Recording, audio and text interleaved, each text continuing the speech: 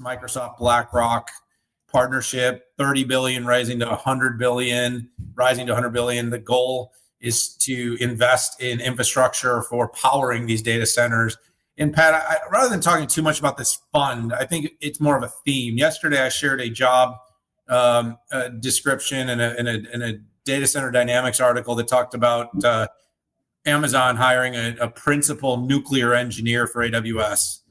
We heard about the reopening of 3 Mile Island. We are hearing Larry Ellison on stage talking about nukes and building kind of specialized nuclear power facilities to power these data centers, as he talks about 1,000% increase in data centers over the next handful of years. We've got, NVIDIA hogging more power than any other company on the planet right now.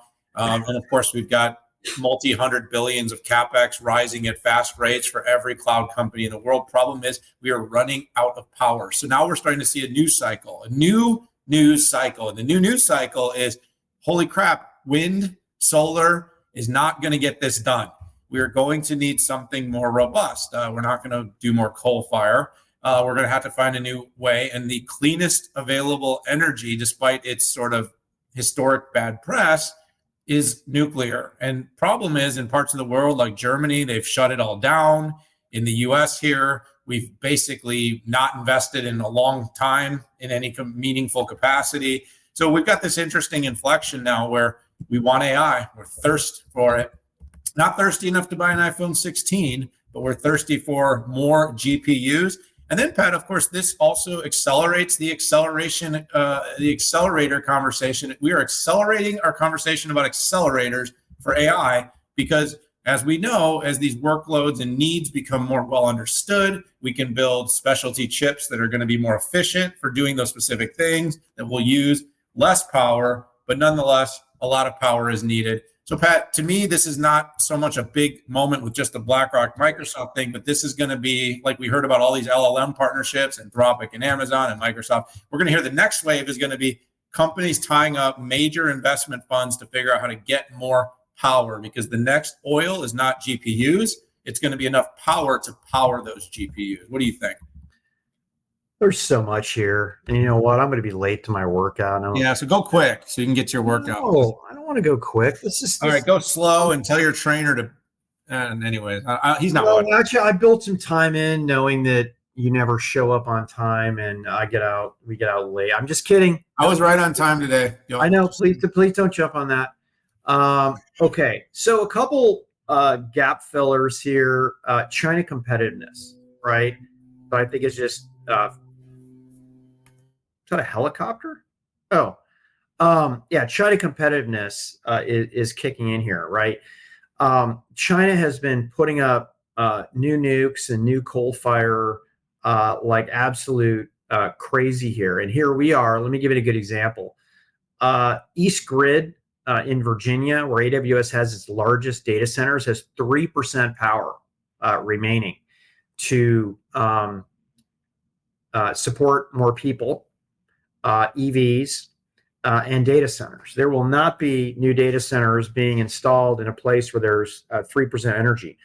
Our regulatory environment is so strict that there likely won't be any new energy put in there for, 5 years. Can safely say, even if you put up a coal fire, you can't drive enough power with solar that's consistent. The challenge with solar is that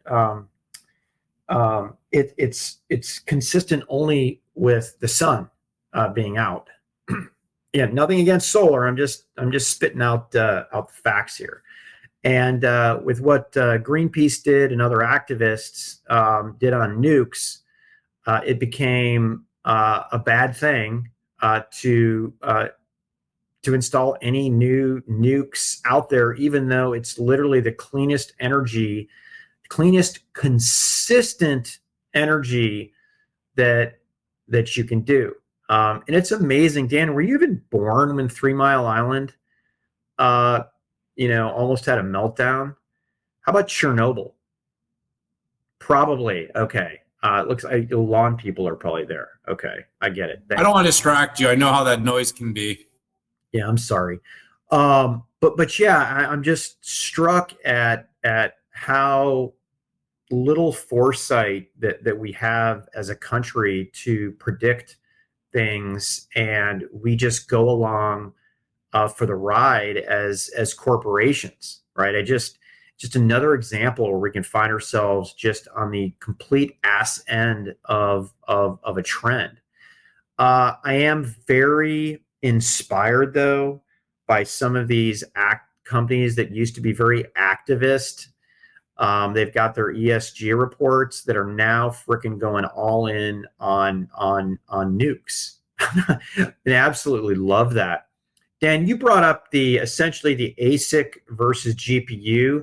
Jensen Huang was quoted in this, and Jensen does need a heck of a lot of power to see his growth. But I really hope that it drives the conversation on power efficiency. 100%, I'll take this to the bank and I'll die on this vine that ASICs are more efficient than GPUs, up to 10x efficient. GPUs, to me, you can bank on for 2 or 3 generations of it. And at least as it relates to, TPU, even ASICs are coming out new ones every year from these folks. So I really hope this drives the conversation about, why aren't we seeing more Gaudi, right? Intel Gaudi. Why aren't we seeing more Grok out there? Why aren't we seeing more Qualcomm A100, right? And I know those are primarily inference, but when it comes to Maya and TPU and Trainium, those do LLM training and LLM inference. So I hope it drives this conversation. It's a good conversation to have. Yeah, I mean, there have been some wins. We saw, cited in a press note about Grok and Aramco Digital partnering 19,000 LPUs going into the Middle East to run the inference of Aramco Digital. So we are seeing it, Pat, but it's been, our forecast has about a 20% delta in terms of how fast ASICs are going to grow versus GPUs. I actually think it's going to get bigger than that. When you're building bottoms up, it tends to come from data from people with less foresight. So you got to always sort of take a little bit of a risk top down. And my assessment is the GPU CapEx investment won't stop growing, but it might normalize more. You've got Maya coming online. You've got AWS doing their thing. You saw ByteDance, Alibaba, Meta. You just kind of go down the list. They're all building their own. That ARM's got something up its sleeve. I don't know. I'm suspicious that it does. And what I mean by this is these companies aren't building these to not use them. And of course, Google TPU hogs close to $7-8 billion a year of spend on just on TPUs for their own use cases. So, Pat, this is going to happen. This is going to happen, and it has to happen. And by the way, it doesn't mean there's no cycle for continued buying of GPUs. It just means it's going to change. We all knew the training will continue, and 10 to 20 companies will train mega models. Everyone else is going to use more efficient, use case specific chips that can train for a need, or more importantly, deliver inference for a specific workload. That's going to happen.